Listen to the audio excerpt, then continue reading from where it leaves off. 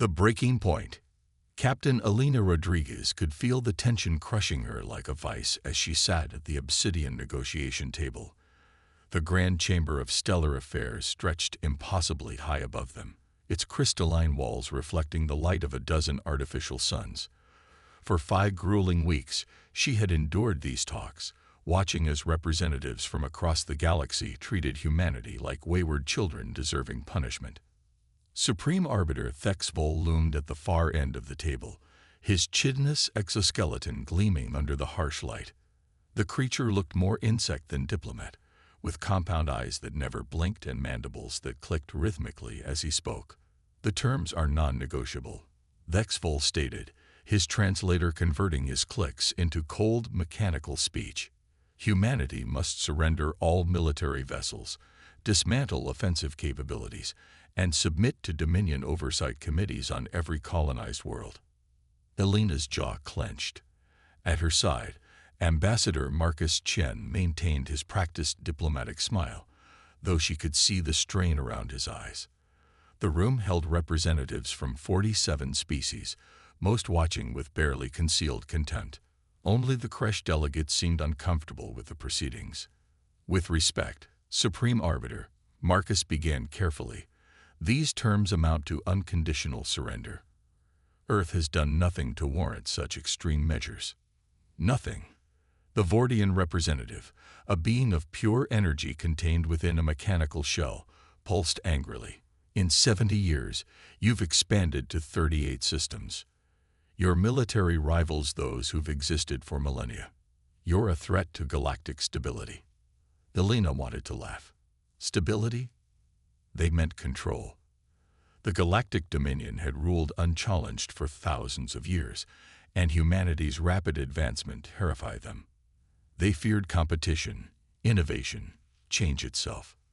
Thexvol's mandibles clicked faster. "The Council has voted. Accept the terms or face complete isolation. No trade, no travel, no communication beyond your home system." Elena watched Marcus closely. They discussed this possibility during countless late-night strategy sessions. The ambassador's fingers tapped a specific rhythm on the table, the signal they'd agreed upon. Time for Plan Omega. Marcus stood slowly, his back straight, projecting calm authority. The United Earth Coalition came to these talks, seeking partnership, not subjugation. "We hope to find colleagues, not conquerors." "Your answer?" Thexvol demanded. Elena rose beside Marcus, her military bearing unmistakable. She reached into her uniform pocket and withdrew a small crystalline device, a diplomatic nullifier, standard issue for all Earth representatives. "Earth formally withdraws from these negotiations," Marcus announced.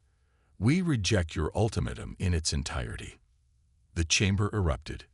Alien delegates shouted in a cacophony of languages, their translators struggling to keep up.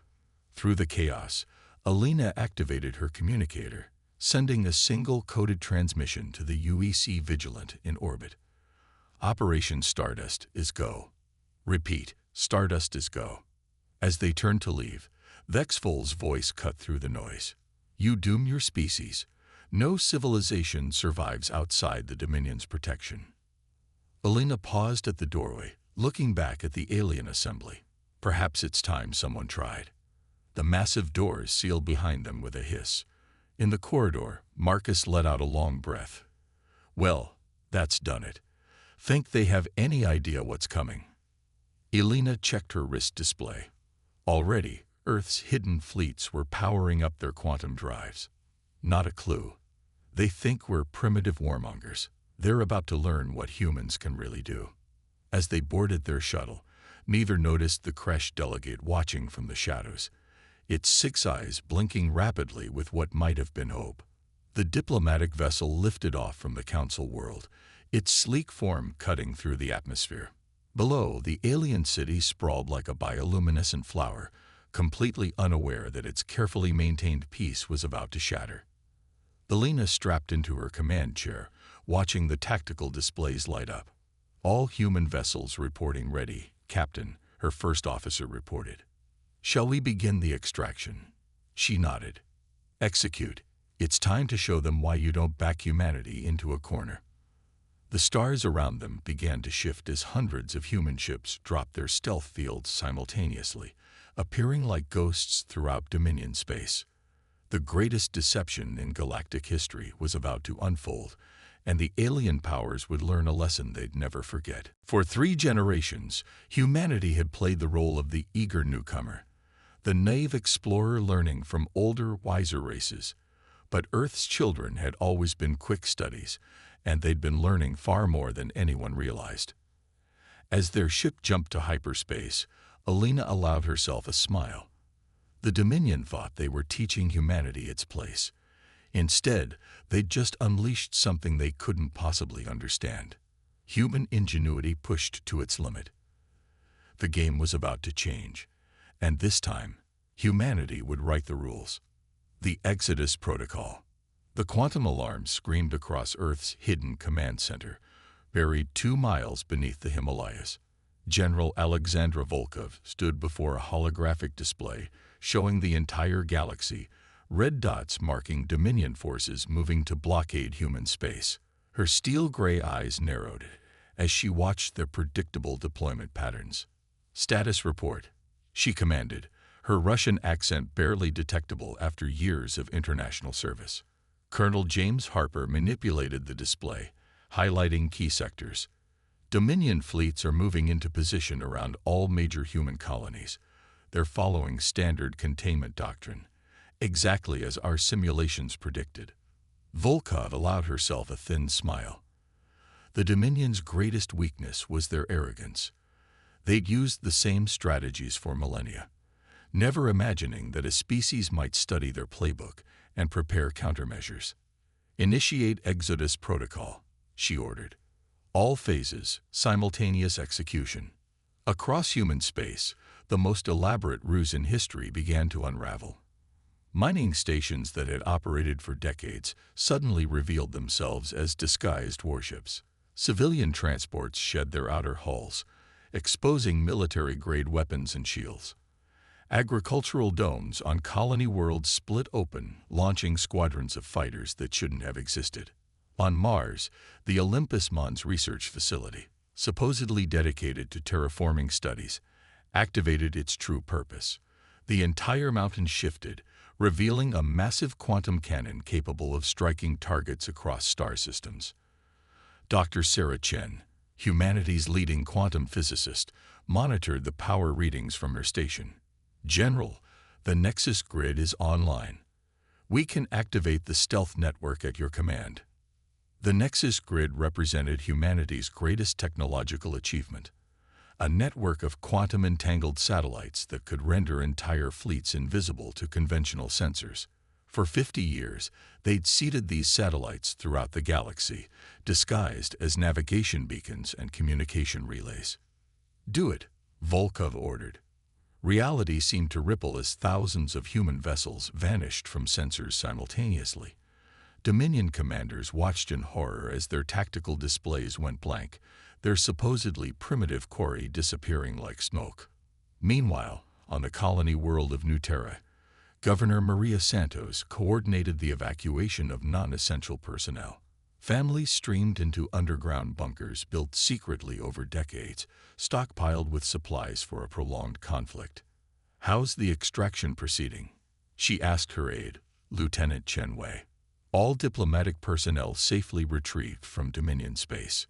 Captain Rodriguez and Ambassador Chen are en route to Command 1. The last of our merchant fleet is dropping pretense and joining the defense grid." Santos nodded, watching as children filed past, many clutching stuffed animals or favorite toys. They'd drilled for this day, though everyone had hoped it would never come. Still, there was no panic, no chaos, just the determined efficiency of a people who'd prepared for the worst while hoping for the best. In the Betelgeuse system, Admiral Yuri Petrov commanded the largest concentration of human military power ever assembled.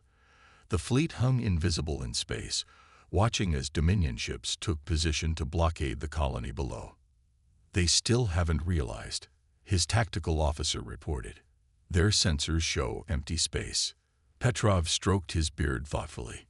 Let them settle into their positions. The deeper they commit, the harder they'll fall. The Dominion commander, a Zentari warrior named Crixtor, broadcast his ultimatum to the seemingly defenseless colony. Surrender your defensive systems and accept Dominion authority, or face destruction. Below, colonists went about their business as if nothing was wrong. Children played in parks, workers tended hydroponic farms, and life continued normally, all part of the illusion. Admiral, the communications officer called out, "We're receiving encrypted signals from resistance cells throughout Dominion space. They're ready to proceed with Phase 2. Phase 2 involved the activation of sleeper agents humanity had planted throughout alien societies over decades. Not spies in the traditional sense, but cultural ambassadors, teachers, traders, and scientists who'd built genuine relationships while quietly preparing for this moment. Back at Earth Command, General Volkov received confirmations from across human territory. Every colony reported successful activation of hidden defenses. Every fleet was in position, cloaked and ready. "The Dominion thinks they're boxing us in," Colonel Harper observed. "They have no idea they've walked into the biggest trap in military history." Volkov nodded. "Contact all commands. In exactly 1 hour, we show them what humanity has been building all these years. Let them think they've won for now." As the countdown began, humanity's true nature revealed itself. Not the aggressive expansionists the Dominion feared, but patient strategists who'd spent generations preparing for this exact scenario. They'd studied every alien race, learned every tactic, and developed counters for every possible move.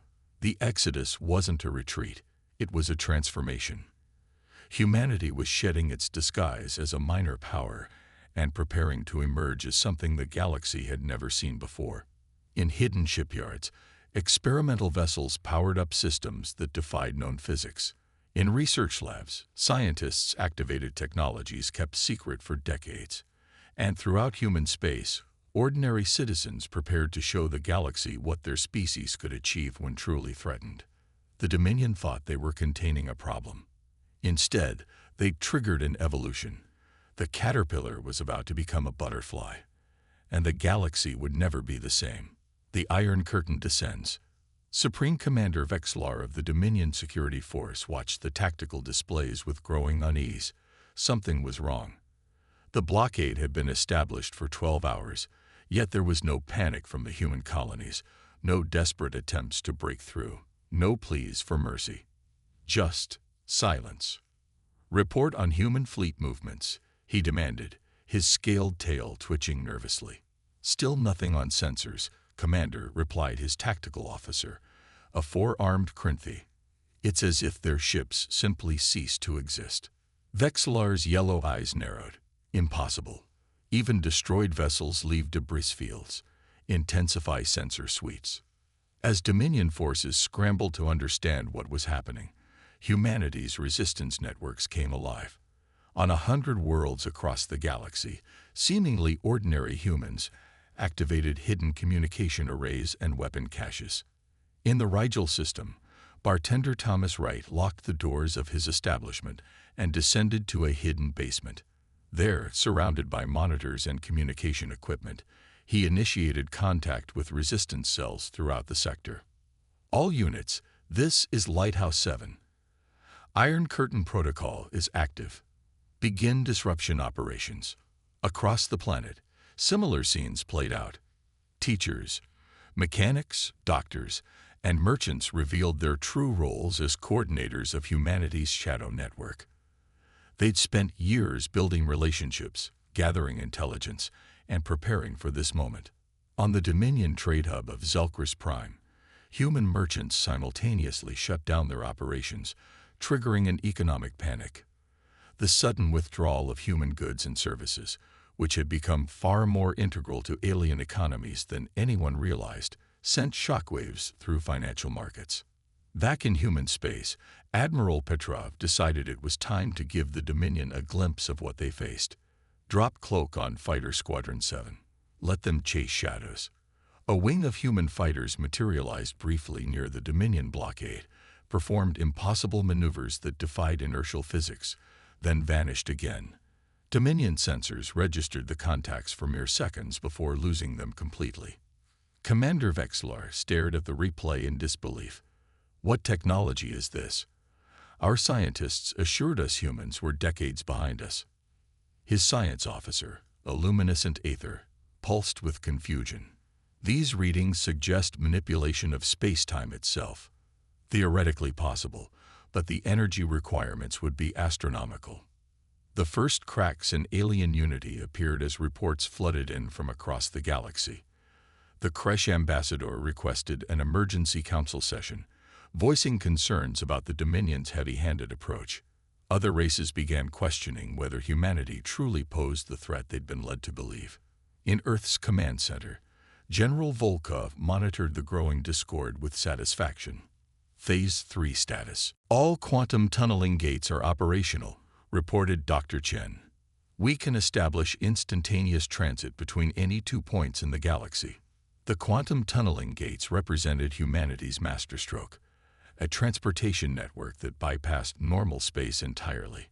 While the Dominion relied on predictable hyperspace lanes, humans could now appear anywhere, anytime. To demonstrate this capability, Captain Rodriguez led a strike force through a quantum gate, emerging deep within Dominion territory.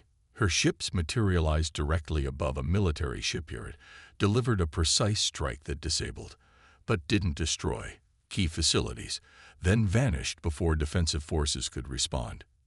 The message was clear: humanity could hit anywhere, at any time, and there was nothing the Dominion could do to stop them. As panic spread through alien command structures, humanity's Cultural Warfare Division activated its most subtle weapon: information.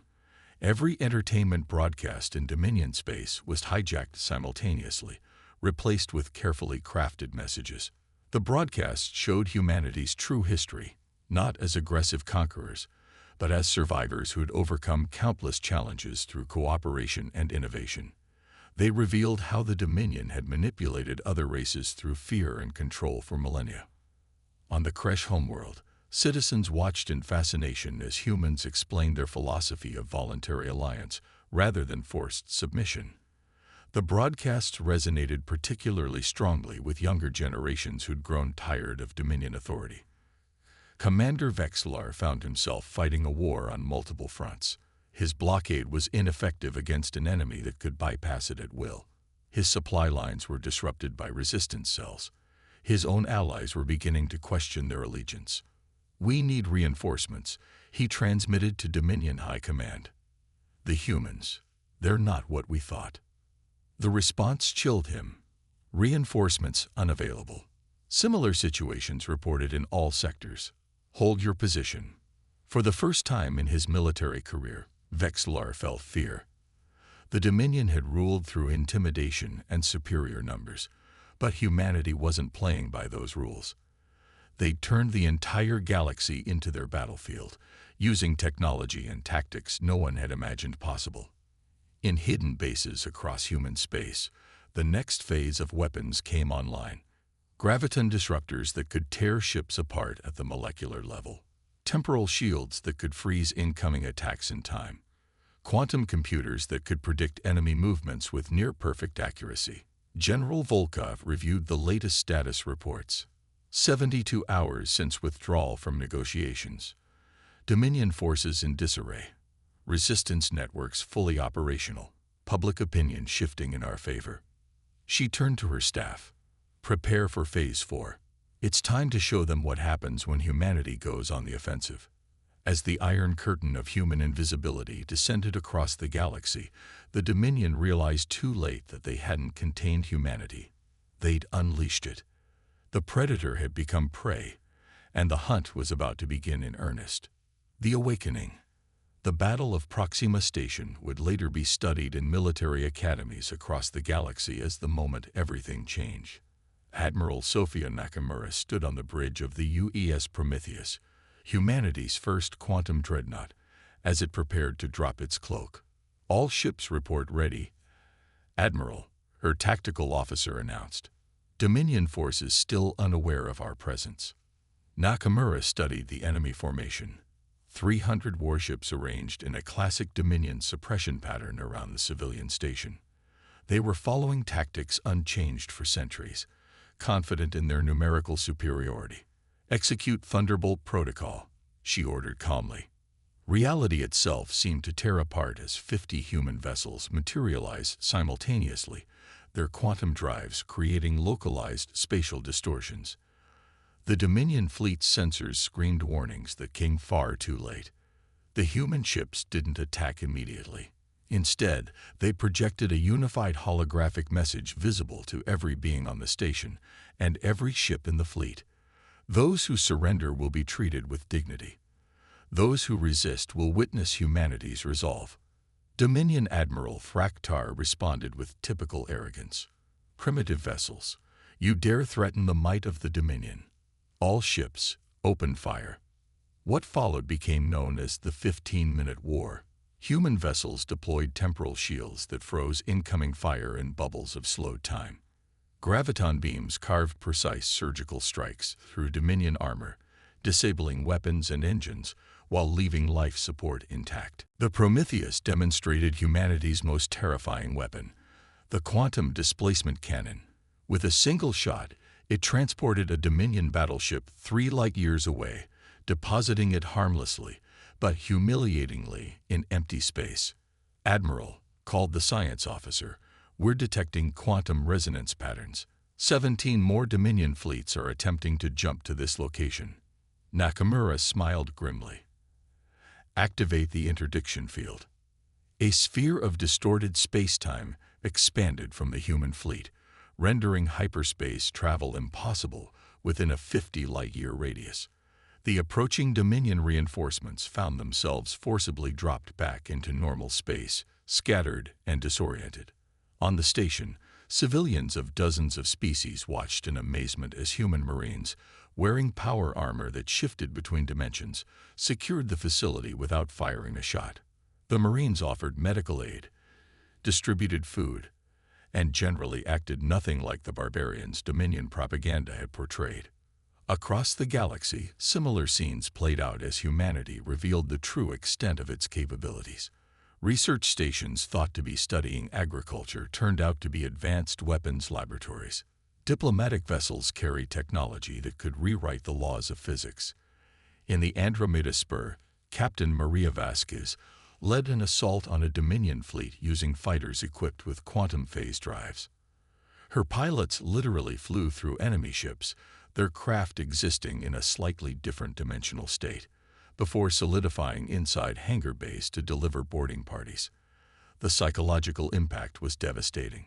Dominion forces, used to overwhelming weaker species through brute force, found themselves facing an enemy that seemed to bend reality itself. Back at Earth Command, General Volkov received a priority transmission from the Kresh delegation.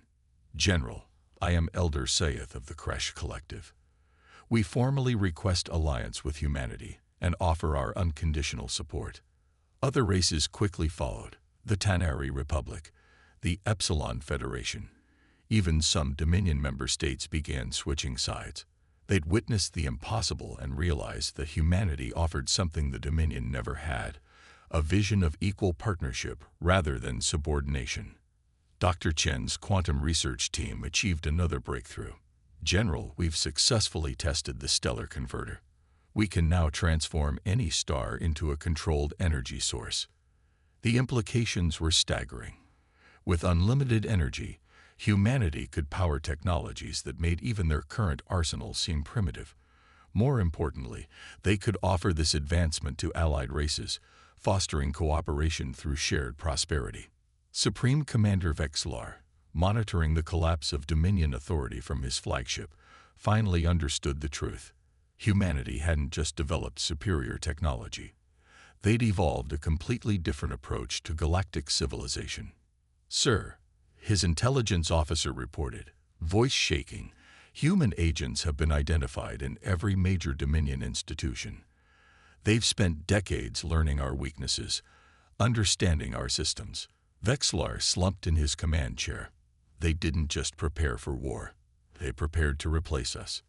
In the ruins of Dominion authority, something new was emerging. Species that had cowered under Dominion rule for millennia suddenly found their voices. Revolutions erupted on controlled worlds as populations demanded the freedom humanity exemplified. The awakening wasn't just technological, it was philosophical. Humanity had demonstrated that power didn't require oppression, that strength could coexist with compassion, that diversity was an asset rather than a threat. As news of human victories spread, mythology began to form. Stories circulated of human soldiers who could walk through walls, ships that could be in multiple places simultaneously, technologies that seemed more magic than science. Admiral Nakamura surveyed the liberated Proxima Station, now serving as a refugee center for those fleeing Dominion space. Status report on Operation Liberation. All primary objectives achieved, her aide responded. Dominion military capability reduced by 60%. 17 systems have declared independence. 32 species have requested alliance negotiations. She nodded, looking out at the stars. Prepare for Phase 5. It's time to end this war on our terms. The galaxy had awakened to a new reality. Humanity hadn't just challenged the Dominion.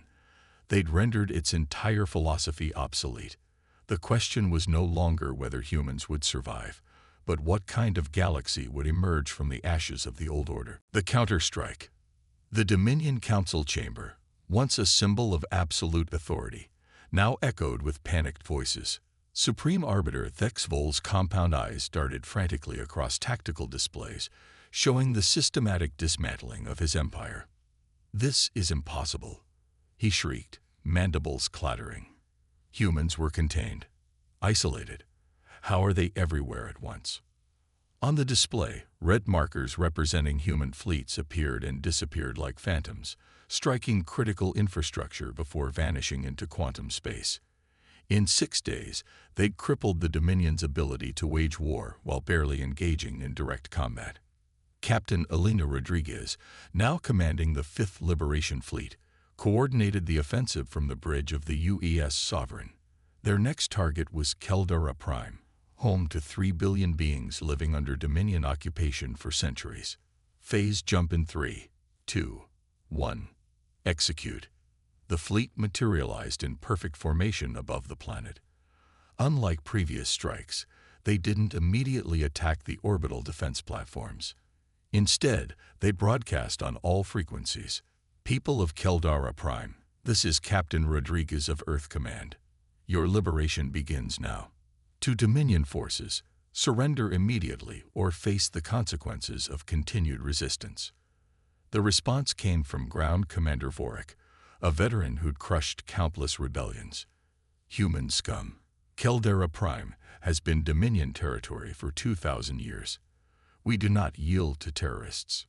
Rodriguez sighed. Very well. Initiate Protocol Sunrise. From the planet's surface, millions watched as the human fleet began to glow with impossible brightness. The ships weren't attacking. They were transforming the system's star itself. Using stellar conversion technology, they increased its output by 0.3%, flooding the planet with life-giving energy. Crops that had struggled in Dominion-controlled agriculture suddenly flourished. Solar collectors overflowed with power. The very atmosphere seemed to brighten with possibility. What are you doing?" Vorik demanded, confusion replacing anger. "Showing them what freedom looks like," Rodriguez replied. "Your empire rules through scarcity. We offer abundance." Spontaneous celebrations erupted across the planet as citizens realized what was happening. Dominion control centers found themselves surrounded by jubilant crowds demanding change. Similar scenes played out across the galaxy. Human fleets didn't conquer, they liberated. They disabled military assets while enhancing civilian infrastructure. They offered technology and knowledge freely, asking nothing in return except the right to self-determination. On Earth, the United Nations had transformed into the United Stellar Assembly, with representatives from newly freed worlds joining daily. President Chen addressed the growing alliance. "For too long, the galaxy has known only the Dominion's way. Control through fear, unity through force. We offer a different path. Cooperation through mutual respect, strength through diversity. The Dominion's response grew increasingly desperate. They attempted to use forbidden weapons, planet crackers, nova bombs, even attempts at temporal manipulation. Each effort was countered by human technology that seemed to anticipate and neutralize threats before they materialized. Dr. Sarah Chen revealed the secret. We've had quantum prediction algorithms running for decades. Every possible Dominion response was mapped, countered, and prepared for. They're not fighting us. They're fighting the inevitable outcomes of their own choices. The counterstrike reached its climax at the Battle of the Core Worlds. Admiral Petrov led humanity's largest fleet action, a coordinated assault on 12 Dominion command centers simultaneously. All ships, execute quantum displacement on my mark, he ordered. Remember, we're here to end their ability to make war, not to destroy them. The battle lasted precisely 47 minutes. Human ships phased in and out of reality, striking with surgical precision. When it ended, every Dominion military installation in the core systems was disabled, but civilian casualties were minimal.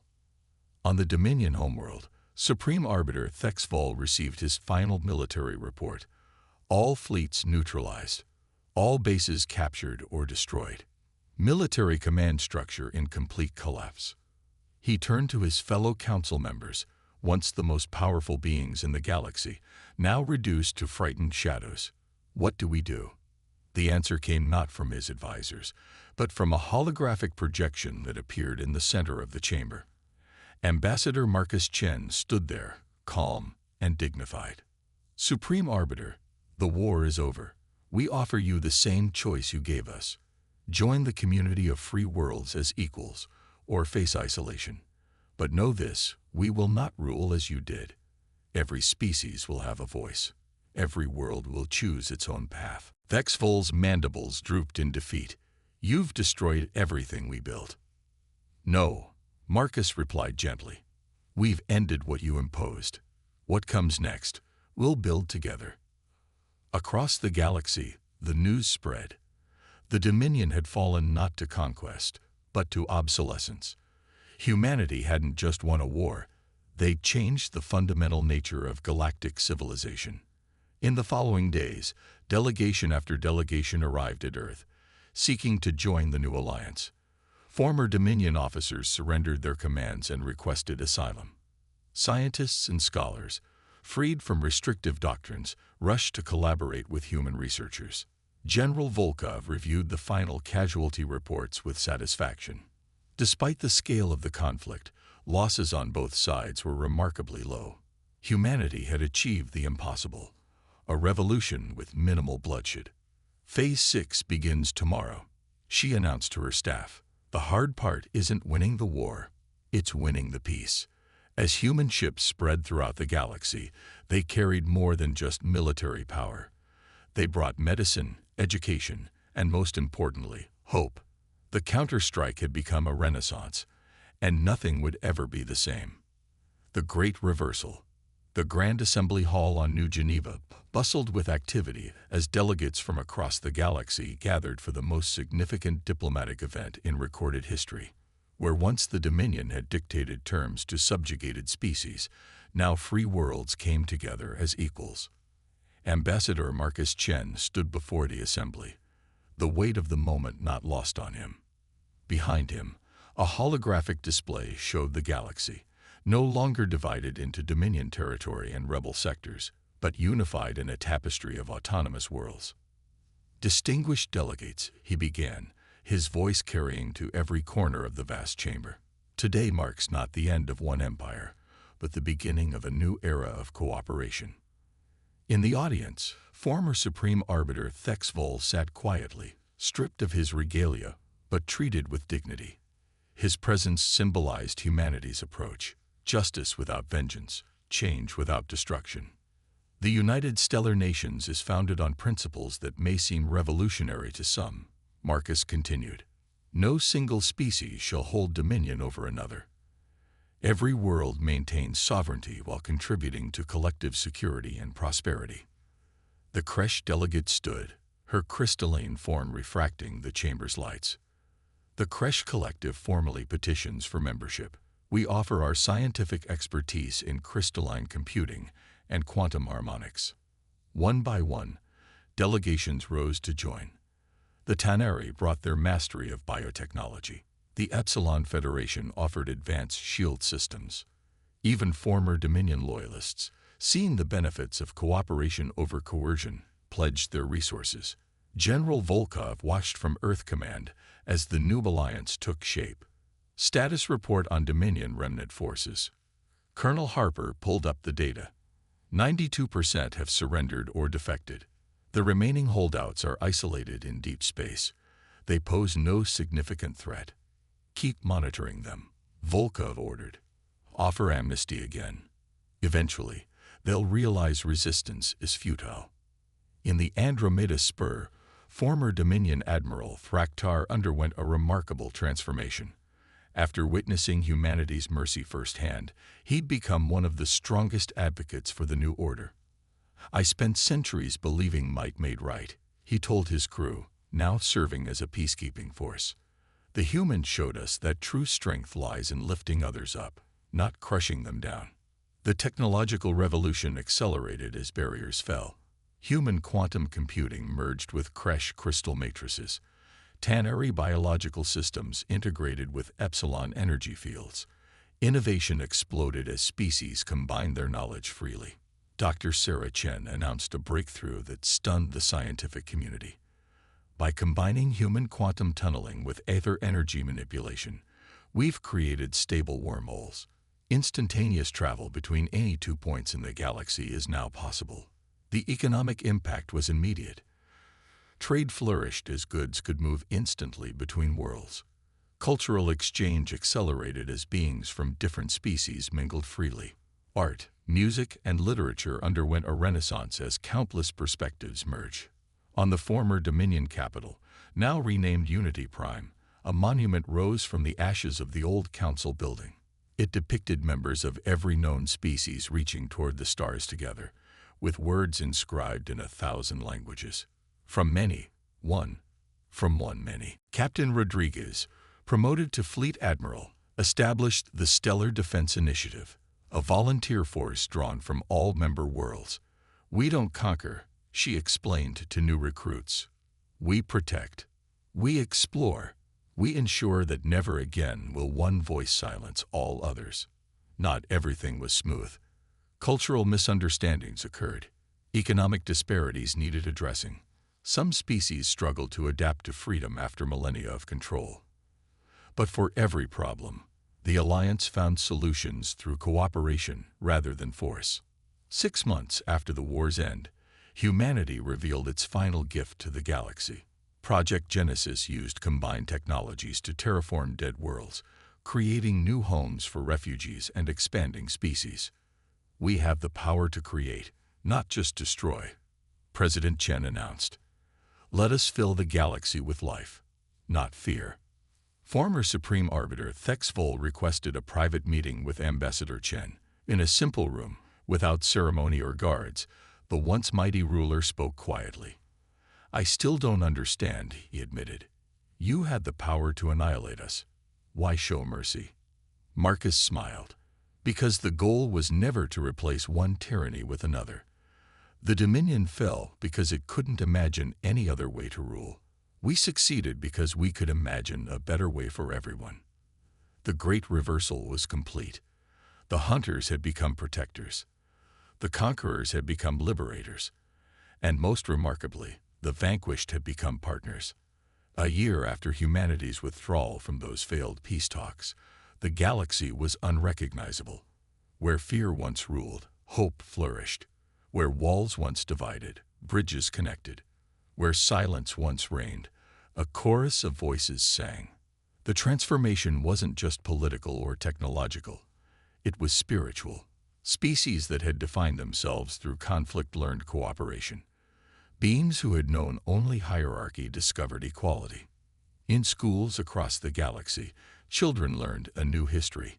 not of empires rising and falling, but of a moment when one species chose to break the cycle. When humanity said no to oppression, the stars didn't go silent. They began to sing. General Volkov retired, her mission accomplished.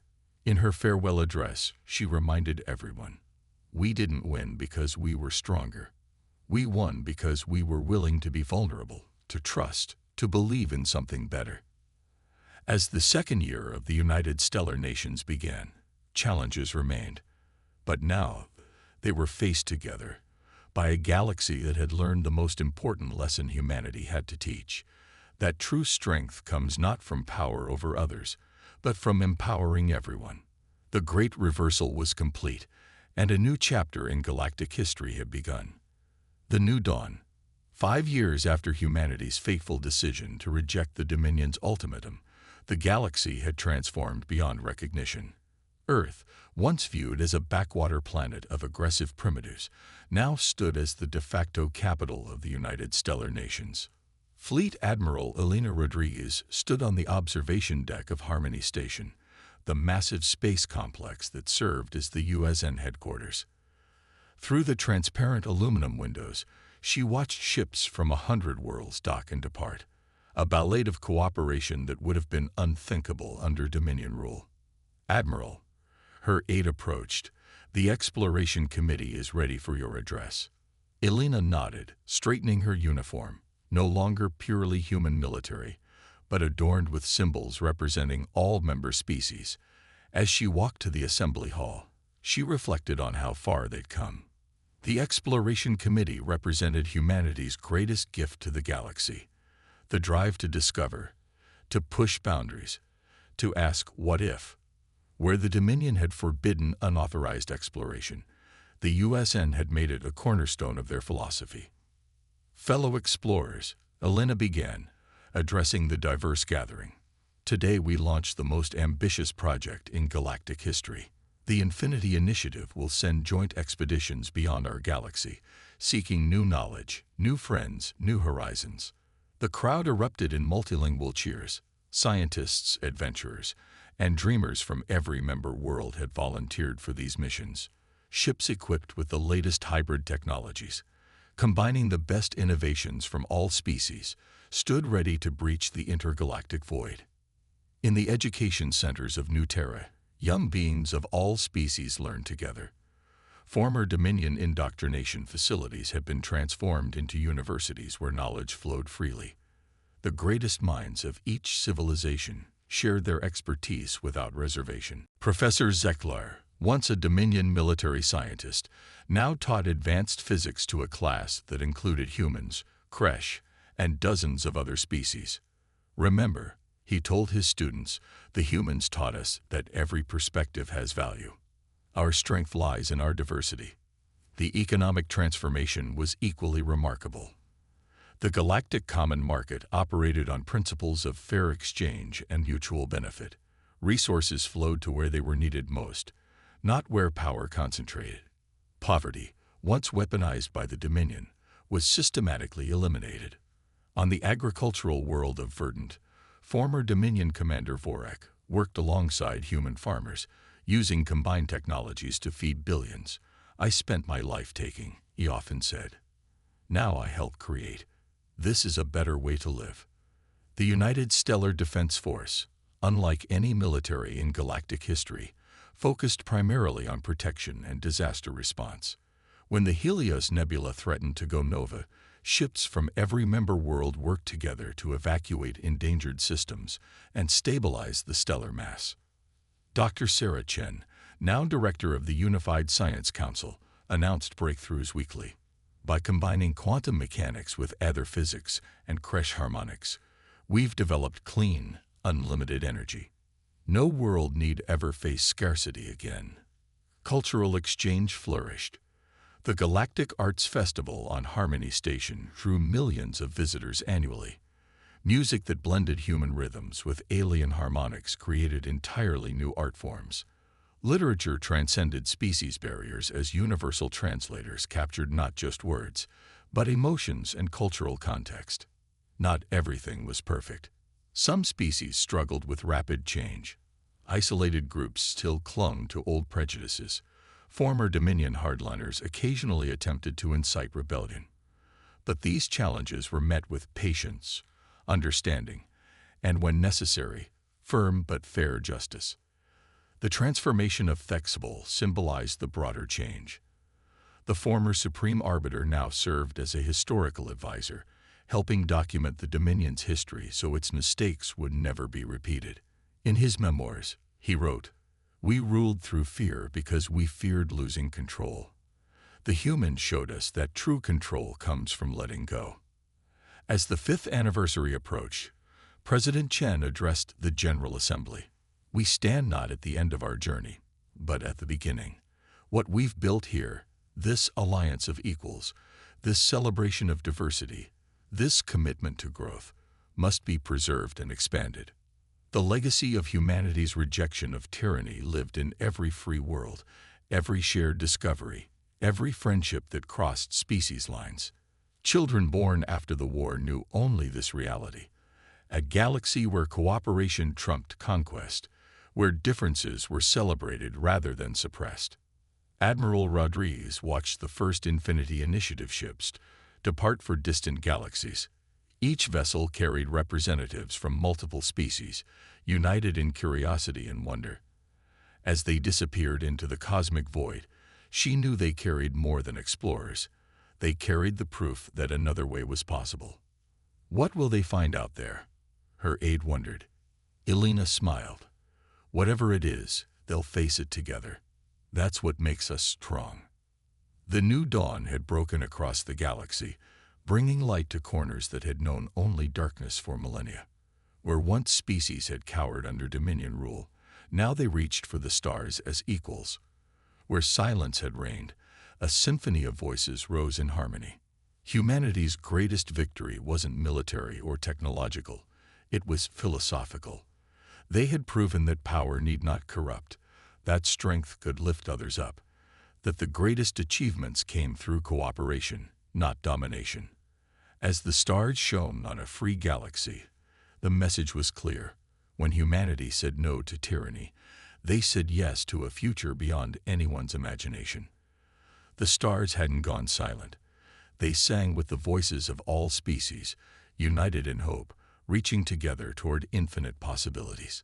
The story continues, written not by conquerors, but by dreamers, explorers, and believers in a better tomorrow. And across the galaxy, beings of all kinds looked to the stars with wonder, knowing that the greatest adventures still lay ahead.